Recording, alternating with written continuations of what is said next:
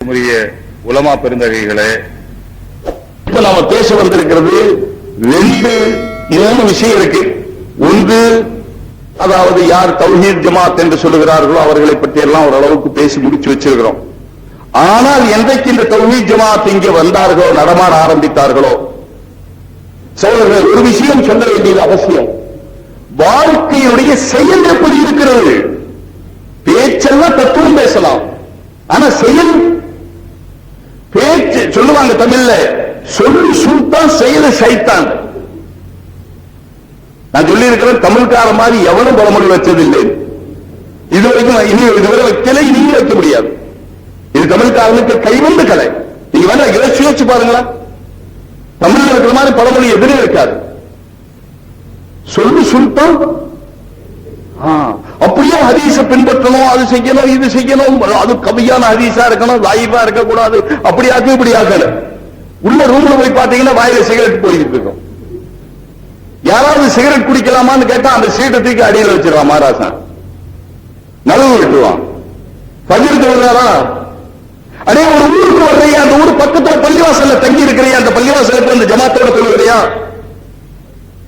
ஜமாத்தோட தொழுகாத ஆளுக்கு இந்த மார்க்கத்தில் என்ன வேலை இருக்கிறது? இல்ல சொல்றீர்களே, லா ஸலாத்த லிஜாரில் மஸ்ஜித் இல்லா பில் மஸ்ஜித். மஸ்ஜிதுக்கு பக்கத்தில் இருந்தா மஸ்ஜிதுல தான் வந்து தொழுகணும். ஹஜ்ரத் இப்னு குல்லுத்தும் ரலியல்லாஹு தஆலா வந்து கேட்டாங்க, என்ன கூட்டிட்டு வர்றதுக்கு ஆள் இல்லை. அந்த காலத்துல மதீனா 1400 வருஷத்துக்கு முன்ன நம்ம ஊர் மாதிரி இருக்கல. அங்க ஒரு வீடு, அங்க ஒரு வீடு, அங்க ஒரு வீடு. நம்ம தசவுரே பண்ண முடியாது, கற்பனையே பண்ண முடியாது, அது மாதிரி தூர தூர வீடு. ஆனா கூட ரசூலுல்லாஹி ஸல்லல்லாஹு அலைஹி வஸல்லம் கேட்டாங்க, நான் அவர் கேட்டதுக்கு, நான் என்ன கூட்டிக் கொண்டு வர்றதுக்கு ஆள் இல்லை, கைப்பிடிச்சு யாராவது கூட்டிக் கொண்டு வரணும். ஏன்னா நம்மள மாதிரி இந்த மாதிரி ரோடு போட்டு இல்லை, இப்ப குருடு மூடு நடந்து போவான். இப்ப இருக்கிற ரோட்ல முன்னால கால் சத்தம் கேட்கும், பஸ் வந்தா சத்தம் கேட்கும். இப்ப எல்லாம் என்ன பண்ணா ஆரன் அடிக்கிறது இல்லை, ஆரன் அமுத்தி விட்டு அதுலயே ஒரு இதை வச்சு அமுத்தி மாட்டி விட்டுறான், அதை அடிச்சுக்கிட்டே இருக்கும். எப்ப வேணுமே இடையில ஆரனை பிடிக்க விட்டா நிக்கும், பாக்கி போனா அமுத்திக்கிட்டே இருக்கும். 4 மணிக்கு இங்க மதுரசா இருந்து பள்ளிவாசலுக்கு போறேன், வீட்டுல இருந்து பள்ளிவாசலுக்கு போறேன், ஒரு ரோட்டை கிடந்து 4 மணிக்கு ஒரு ஜீவராசி அந்த ரோட்ல இல்ல. நான் ஒரு ஆளுக்கும் பாஸ் பண்ணி போறேன் அந்த ரோட்டை கடந்து. இந்த பஸ்ஸுக்காரன் அங்க இருந்து அடிச்சுட்டு வர்றான். எங்க இருந்து?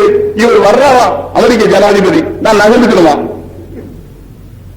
அட, நான் தான் போயிடுவேனே, நமக்கு உயிர் அதை விட பெருசு கருப்பட்டி, நான் தான் போயிடுவேன். இன்னும் கொஞ்சம் மெதுவாவா? ஏன் அங்க இருந்து அடிக்கிற? ஒரு பேர் 4 மணிக்கு தூங்கிட்டு இருப்பாங்க. எவன் குடும்பதான சாகரான அதை பத்தி எல்லாம் அவனுக்கு கவலை இல்லை. அவன்கிட்ட ஹாரம் இருக்குது, அடிப்பான், அவ்வளவுதான் அவனோட ஒரு சூழ். அது போல அப்துல்லாஹ் இப்னு உம்மு மக்தூம்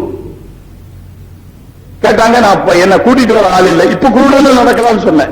அது எப்படிங்க குருடன் நடப்பாண்டு? எத்தனை குருடன் பார்த்திருக்கீங்களா? கையில ஒரு குச்சி வச்சுக்கிட்டு போயிட்டே இருப்போம். குருடன் நடக்கலையா? அதனால நடக்கலாம் இந்த காலத்துல. அந்த காலம் அப்படி இல்லை, மேடு பள்ளம் பள்ளம், அது ரோடு, ரோடுங்கிறதே ஒன்று இல்லை அந்த காலத்துல. ஸ்பெயின்ல முஸ்லிம் அரசாங்கம் வந்ததுக்கு பிறகுதான் ரோடே போடப்பட்டுச்சு இந்த உலகத்தில். முஸ்லிம் அரசர்கள் தான் ரோட்ல லைட் போடலாங்கிறத கண்டுபிடிச்சாங்க. முஸ்லிம் அரசர்கள் தான் பொது டாய்லெட் கண்டுபிடிச்சாங்க. முஸ்லிம் அரசர்கள் தான் ஸ்பெயின்ல தான் பொது குளிக்கும் இடங்கள் செய்யலாம் கண்டுபிடிச்சாங்க. முஸ்லிம் அரசர்கள் தான் ஸ்பெயின்ல பூங்காக்கள் அமைக்கலாம் கண்டுபிடிச்சாங்க, செஞ்சாங்க அவங்க. முஸ்லிம் அரசர்களுக்கு முன்னால ஐரோப்பிய கண்டத்தில் இருக்கிறவர்கள் எல்லாம், காஸ்பியன் கடலில் இருந்தவர்கள் எல்லாம் அங்கே நண்டு பிடித்து பச்சையாக தின்று கொண்டிருந்தார்கள். யார் இந்த உலகத்துக்கு நாகரீகத்தை கற்றுக் கொடுத்தது? ஆனா நாம அப்படியே என்ன ஆகி போயிட்டோம், இந்த பிரியாணி கண்டுபிடிச்சாங்க பாருங்க, அங்கதான் நாம மங்கி போனது. என்னைக்கு உலக பிரியாணி இல்லை, அதுல பாஸ்மதி அரிசியை போட்டு 1 கிலோ அரிசிக்கு 2.25 கறியை போட்டு,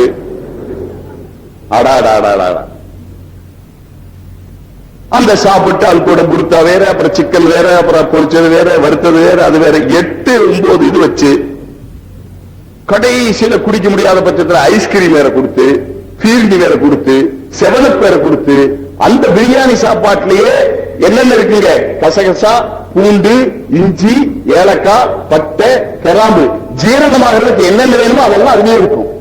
மருந்து சேர்த்தா சாப்பிடுறது. நம்மள மாதிரி சாப்பிட்டு கெட்டவங்க உலகத்தில் இதுவரைக்கும் சரித்திரத்தில் யாரும் இல்லை. ஆக ஸ்பெயின்ல அவங்க கண்டுபிடிச்சாங்கன்னு சொன்ன இவர் சஹாபி கேட்டார், நான் வர வழி இல்லையே, எப்படி செய்யறது, நான் வீட்டிலே தொழுகலாமான்னு கேட்டார். அப்ப ரசூலுல்லாஹி ஸல்லல்லாஹு அலைஹி வஸல்லம் கேட்டாங்க, உங்க பாங்கு சத்தம் காதில் விழுகிறதா என்று கேட்டார்கள். காதில் விழுகிறது, அப்படியானால் நீங்கள் மஸ்ஜிதுக்கு வந்து தொழுங்கள் சொன்னார். லா ஸலாத்த லிஜாரில் மஸ்ஜித் இல்லா ஃபில் மஸ்ஜித், மஸ்ஜிதுக்கு பக்கத்தில் இருக்கிறவருக்கு மஸ்ஜிதில் தான் தொழுகை தீரணும். நான் ஒரு 15 வருஷம் இருக்கு இந்த நிகழ்ச்சி நடந்து, ஒரு வயசானவர்